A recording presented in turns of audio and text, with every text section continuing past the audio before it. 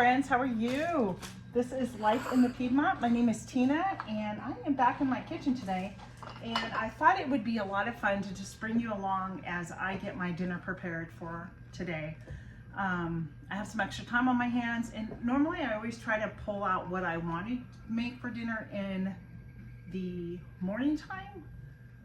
Unless I'm using my canned products, then that's an easier task, but wasn't sure if that was on.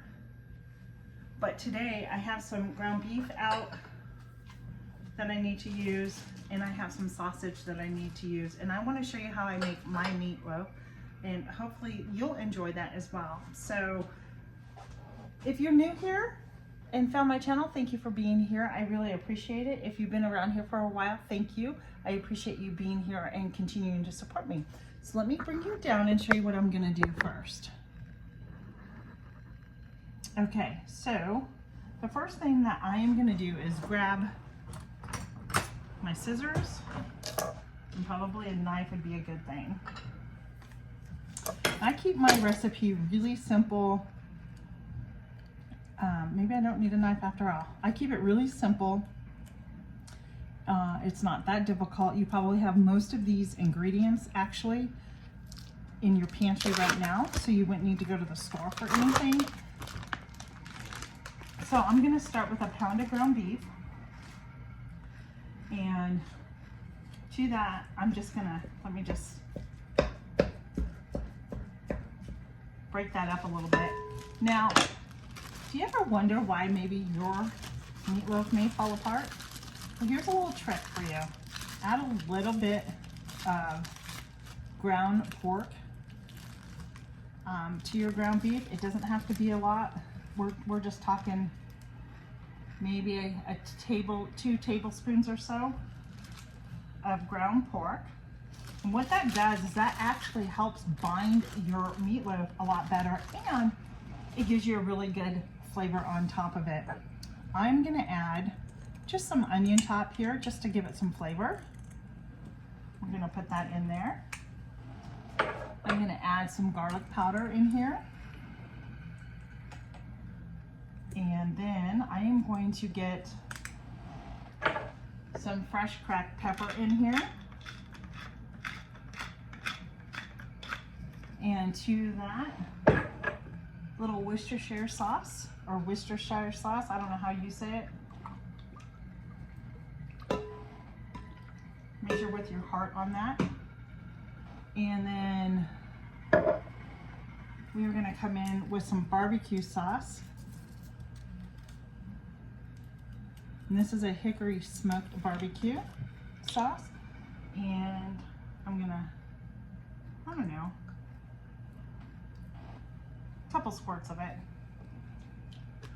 Makes that easy. I'm gonna come in with my ketchup. I'm gonna have to go downstairs and get more ketchup. Again, a couple of squirts. And then I'm using my farm dust here, and we are going to sprinkle that in. It's just another seasoning without all the salt. It's very good. And then I'm gonna crack an egg, farm fresh egg. We're gonna put that in. And because I'm out of breadcrumbs, I'm just gonna use some rolled oats. These work quite well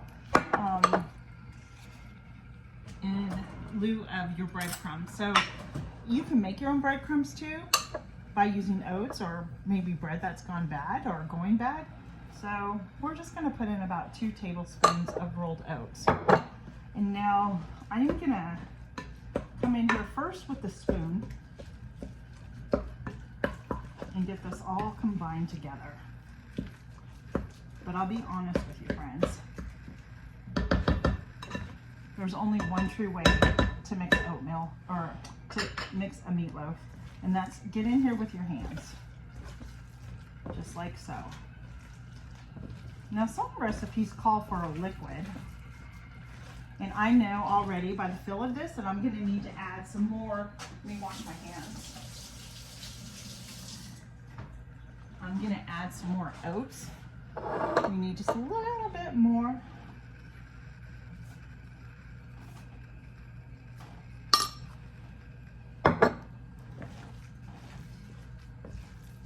and you're filming, the oats will just break down as it cooks. You won't even know that they're in there. So that's good. I like that texture. And I don't want to over mix this.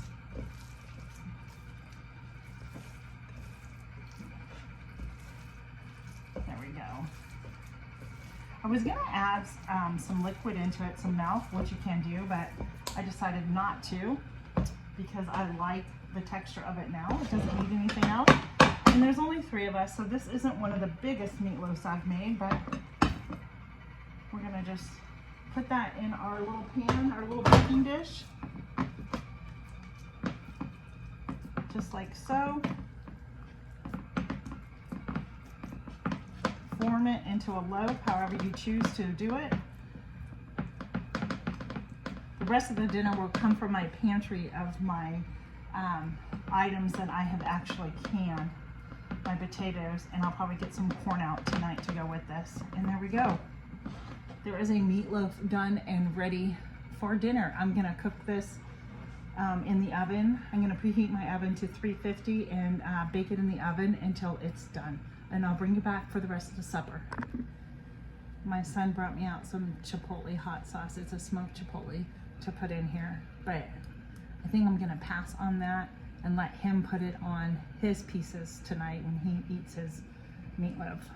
All right, I just went down to my basement to get a thing of canned corn and some potatoes that I put up over the last year's harvest. And so I think that will be our side dishes tonight with the meatloaf, and just keep it real simple.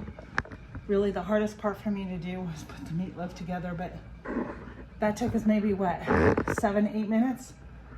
And I actually have my oven preheating right now to 350, and I'm gonna get dinner done early. It literally really is only maybe 1 o'clock in the afternoon, but I have a women's gathering tonight at church that I'm gonna try to attend. And if dinner is done, then it's just a matter about heating it up and not having to be, you know, making it hard on me trying to get out of the house at a certain time tonight. So when I get everything done, I'm gonna get it up, plate it up, and I'll bring you back and share supper with you tonight. We'll see you in a few minutes, friends. Okay, friends, I am back. I'm gonna put dinner together, and I wanted to bring you back for all this. I'm gonna get my pots out really quick over here and get this set up. Oops.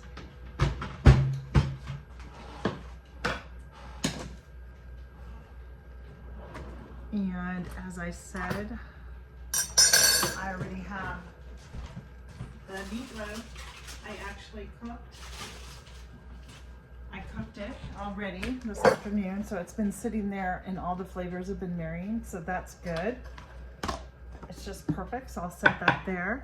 And then we are gonna open up our corn that I canned. That's the perfect sound. And we're just gonna pour that into that pan and get that turned on. I don't want to waste any of this corn, but I gotta tell you, this was some really good corn. I did not grow this corn. I bought it from my friend up in Pennsylvania, and he has some of the best corn ever. I mean, I got 100 ears, a little over 100 ears. And then we have our potatoes. It's a perfect sound. But I'm gonna drain some of this juice out. I don't want to add this juice inside as I cook them up. My canning potatoes has been one of life's sweetest little treasures that I started doing. I have to tell you, it has made this is one of the reasons why I don't like using a regular rim, because sometimes it's just hard to get the potatoes out. Potatoes has just been such a great addition to my canning because it has allowed me to get simple side dishes together. And it takes no time because they're essentially already cooked. So we're gonna turn that on there. I'm gonna put some pepper.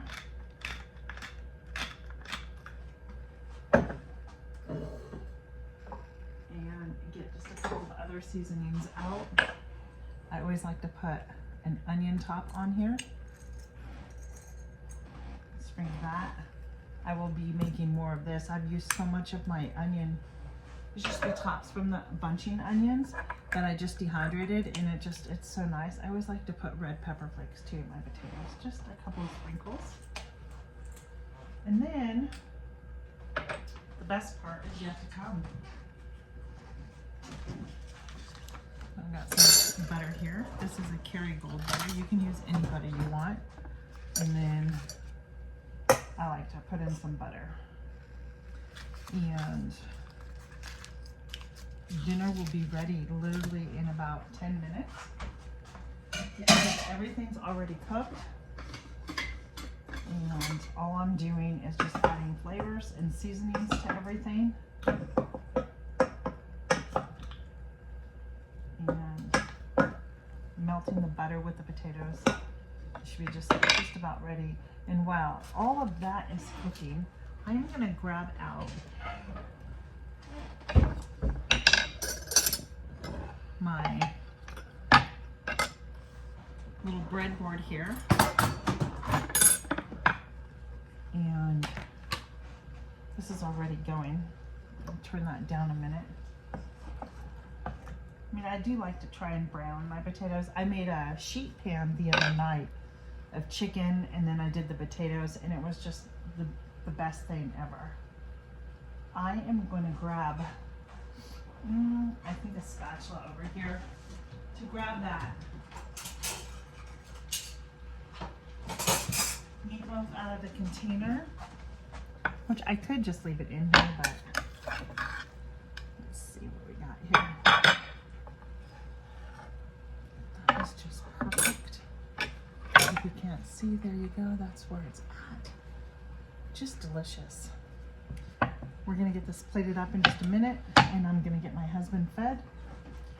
He's hungry. I always try to eat relatively early. 6 o'clock at the latest.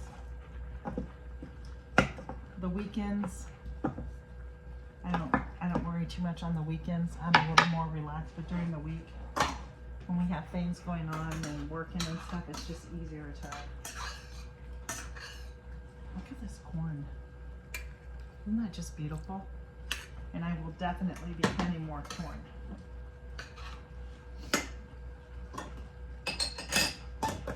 Alright, so I'm going to get my husband's plate together.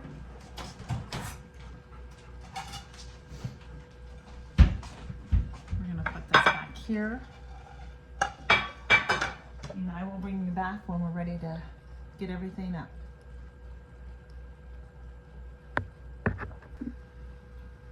All right, I'm gonna bring you in. You're gonna get this meatloaf cut.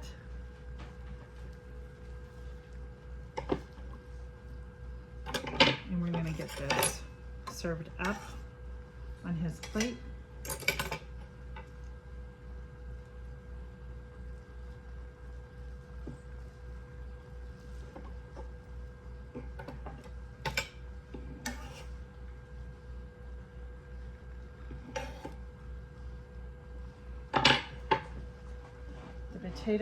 The potatoes are already done, friends. There we go. And we've got some potatoes over there.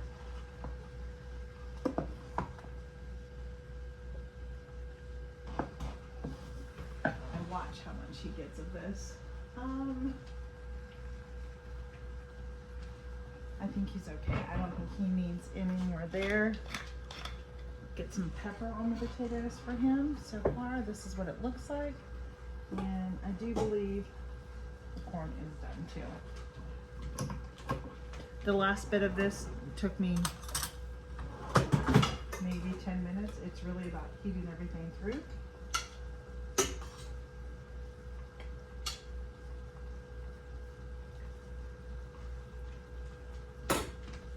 And there you go. We have some perfectly homegrown potatoes that I went ahead and canned, and corn and the meatloaf. Just perfect. Isn't that beautiful?